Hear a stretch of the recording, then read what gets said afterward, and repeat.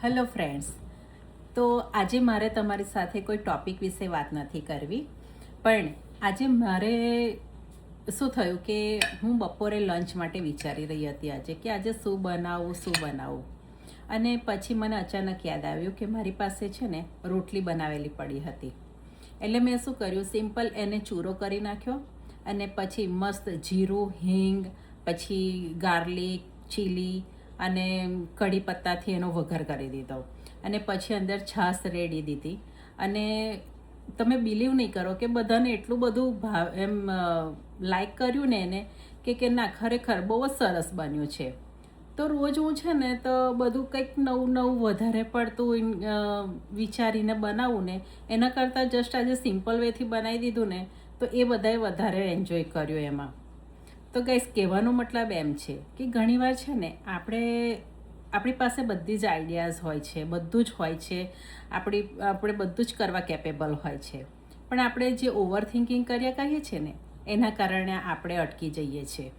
અને લોકો શું કહેશે, હું કરી શકીશ કે નહીં, હું આમાં ફેલ થઈશ, તો આવા બધા ફિયરના કારણે આપણે છે ને કશું કરતા જ નથી હોતા.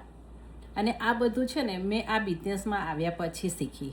કારણ કે આ બિઝનેસમાં જે મને ટ્રેનિંગ હોય છે ને એમાંથી આપણને નવા આઈડિયાઝ મળે છે અને એ આઈડિયાઝને જ આપણે એપ્લાય કરી અને આ બિઝનેસને બિલ્ડ કરવાનો છે બહુ ઇઝી અને સિમ્પલ, પણ જસ્ટ ઓવર થિંકિંગ અને ફિયરના કારણે આપણે એને મતલબ કે હાર્ડ બનાવી દઈએ છીએ કે આપણે નહીં કરી શકીએ, આપણાથી નહીં થાય, એવું બધું છે.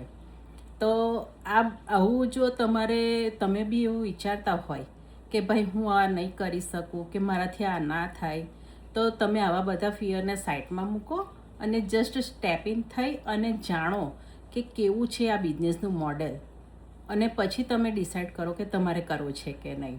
એટલે મારે કહેવાનો સિમ્પલ વે એ જ હતો કે આપણા પાસે છે ને બધી બહુ ઘણી સિમ્પલ આઈડિયાઝ હોય છે ને, પણ એને આપણે છે ને મતલબ એ બનાવી દેતા હોઈએ છે કે ભાઈ આ કેવી રીતે થશે, શું કેવી રીતે કરીશું.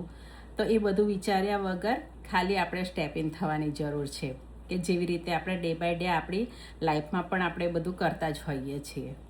તો થેન્ક યુ ફોર લિસન.